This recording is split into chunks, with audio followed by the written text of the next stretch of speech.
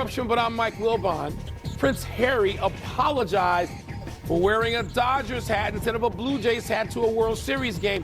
Has one of your clothing choices ever caused a stir? I'm Tony Kornheiser. I don't know about a stir, but that lambskin mankini definitely caused a rash. Caused a rash. You know what we call Prince Harry at my house? No. Purple-in-law.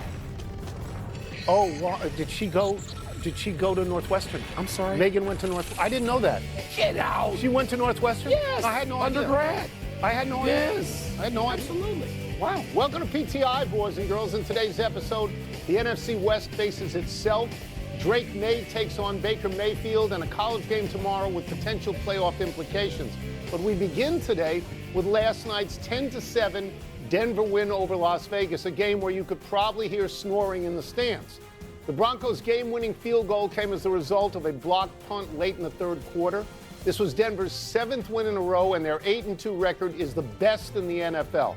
Wilbon, does this win make you think more or less of Denver? Tony, that's a totally worthy question, and my answer is not going to fit because it doesn't make me have any opinion of Denver. Not that game. Maybe the whole body of work, and they keep coming from behind in the fourth quarter, and they lose. They're losing at some point in every game. Yes. But that game last night, that was dreck. Yeah. That was awful. That is why you can look at the Thursday night product and say your Thursday night product, NFL, is junk. Because the teams either don't appear ready to play, don't appear just capable of doing what it is their coaches are asking. Because I feel that the Broncos are better than that. And so I want to judge them not on what I saw last night, but on the rest of the season. And based on that, I'm still fairly impressed with the Broncos. I will say this, that the concept of a Thursday night game has some inherent problems because you have played on Sunday and you don't get much time to do it. But I have been, I would say, in the defense of the schedule, they're at least putting division games out there, which have inherent meaning. So this is what I'm going to say. And this had one. If you are winning a division game, I don't care how you win it or by how many, it is, in my mind, a good win because it's a division We'll agree game. on that. So this, I'm not going to sit here and denigrate that win because it was a division win. Even though Denver showed no offense whatsoever. On the other hand, the Raiders are 15th in the league in terms of allowing yards, right in the middle, so that's pretty good. Denver showed a very good defense. Denver sacked Geno Smith. Their pass rush is historically good. They sacked Geno Smith 6 times. They hurried him about 200 times. I'm reluctant to sit here and say Denver's done. It doesn't make any sense to me. Because I think this is the way they win games. As you're saying, they win close, they win late, and they only score the 17th most points in the entire league, so they're not a big offensive team, and this is pretty much how they do it. Let me go to my notes here because I wrote some stuff down. A win like this causes a certain amount of reservation because, yes, they are 8-2, but this is not a wow win. They don't have any wow wins. This is not a win where you say, oh, that's a championship. They won at Philly. No. They got one wow win so they're like marching in place. It's not artistic. It's not a statement win. But what does Herm say? Hello, we play to win the game. There's another wow win they need to have. Well, the Kansas City win this coming week. How about that? I'm sure you'll join me in holding off. Holding reservation. That's what I said. Last night is not going to inform our judgment. But if they beat Kansas City, then that's a different deal. That's a division changer. Yes. Literally. Yeah. All right, then let's move from the AFC West to the NFC West. 3-5 Cardinals take on the 6-2 Seahawks Sunday afternoon, while the 6-2 Rams face the 6-3 Niners. Tom, which of these 4 teams do you favor to win this division? I know we'll get one eliminated right off the top. Okay. So I think the hot and trendy pick is Seattle, and I understand it. Because Sam Darnold has started out this year in Seattle the way he started out last year in Minnesota. Yep. He is an MVP candidate. He is. I believe that Seattle will have little trouble beating Arizona. Arizona is in disarray at quarterback unless Jacoby Brissett is absolutely the answer. But it is very hard for me not to like the Rams. Because every time I see the Rams, I think they're pretty good. They had a loss to Philadelphia. They could have won that game. They're trying a game-winning field goal. It gets blocked and returned for a touchdown. How often does that? It never happens. They lose to San Francisco 26-23 in overtime. So both those games are games that were winnable for them, and they could be conceivably undefeated. For me, the trump card is Matthew Stafford. He is the only quarterback in this division who's ever actually won a Super Bowl, and I understand that Darnold is more highly rated right now, and I get that. But the numbers on Stafford, I believe, are 21 touchdowns and 2 picks. Stafford's having a great season. I'm going to go with that. Whatever. All that Rams. back trouble that was going to keep him from being any good the first few weeks of the season. I mean, that's a long time ago. By the way, neither one of us is going to pick the Cardinals. Right. But the Cardinals should be 6-2. The Cardinals had double-digit leads. They frittered away in 3 different games. You care about them because they're Arizona and you're out there. I said about care about them. I watched them. And I know they're better than that record indicates. So they could beat Seattle. I favor Seattle to win the division. And by the way, San Francisco's got a fascinating game coming up because they do play the Rams. They've already won one of those. That's right. But the loss of Warner, the loss for Warner to that team is something that you cannot overcome. They go through the season, everybody's hurt all the time. They do, but they also still manage to wind up standing often late in the season. Because they got a really good coach. Yes, they do. As do the Rams, and apparently as do the Seahawks. Seattle. That's right. I'm going to go with Seattle. I'm going to stay with the hot hand with Darnold. Right. With the acquisition of a wide receiver, which makes that offense even more potent. That's right.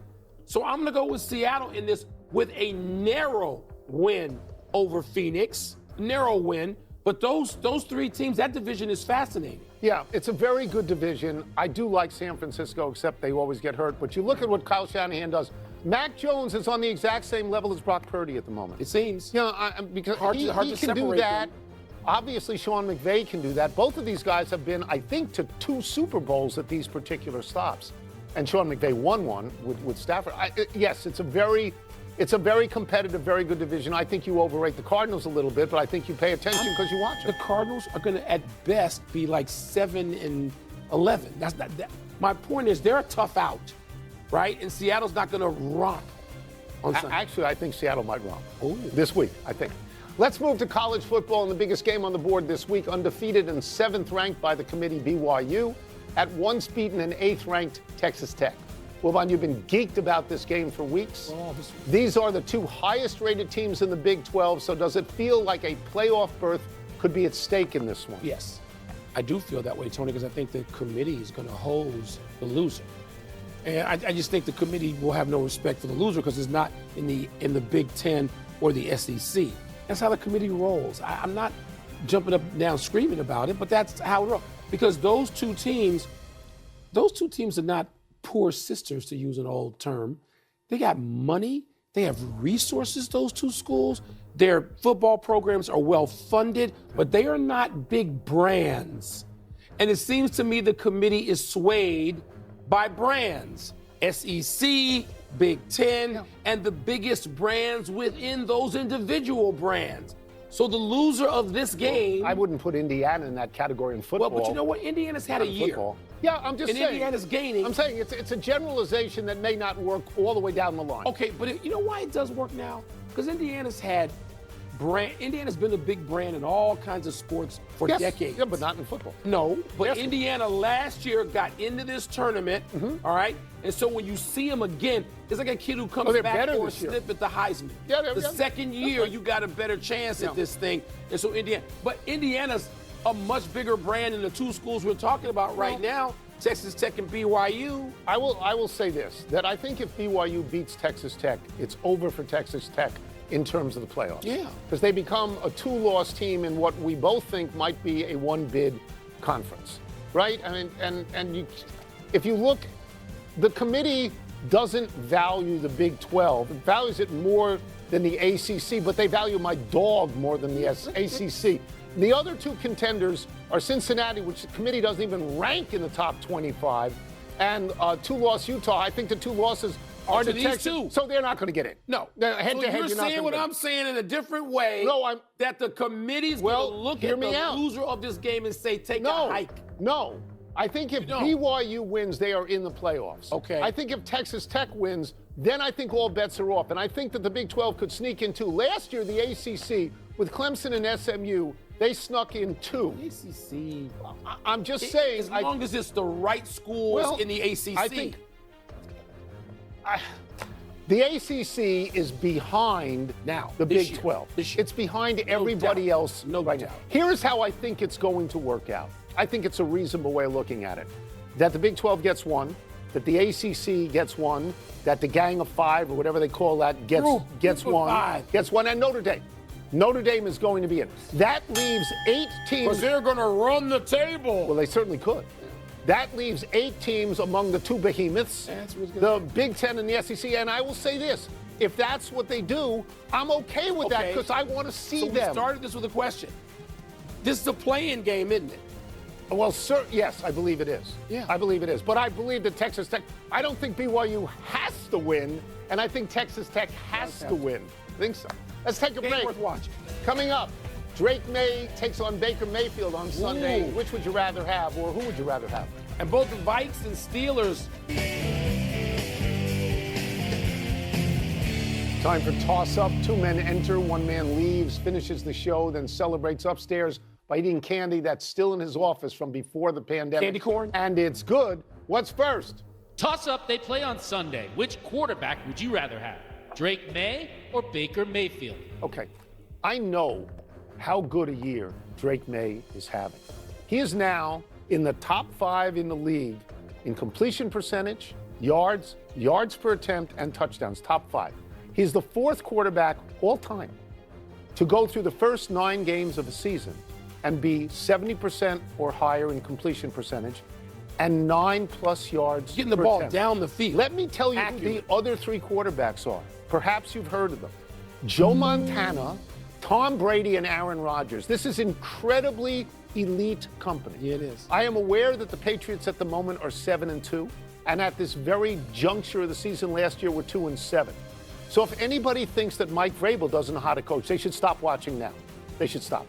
But with all that, I'm going to take Baker Mayfield. Because Baker Mayfield has been dealing without his best receivers all year long. He's basically no Godwin, no Evans. Working with nothing, and he's winning games. And he has become a really good quarterback.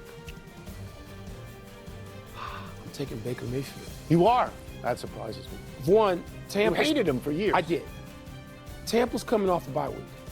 They've had a week to sort of look at some things, figure out what they don't have, and figure out how to get around it. And we mentioned no Godwin, no Evans, no Bucky Irvin. And there's a lot of stuff missing.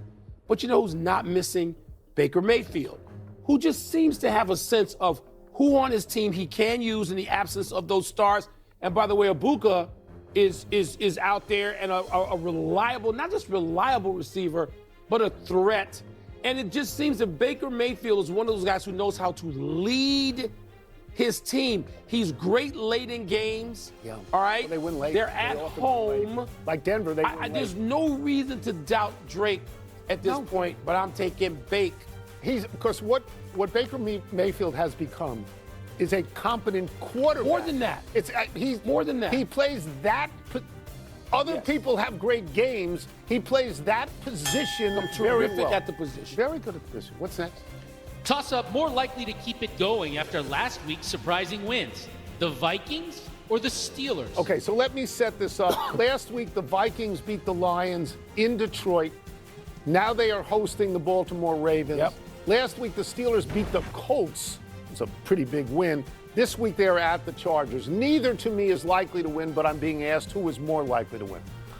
I think Minnesota has the tougher draw because Lamar Jackson has said every game we play is a playoff game from now on. And as much as we may like J.J. McCarthy, this is his first year being a quarterback, and he's missed a bunch of games already.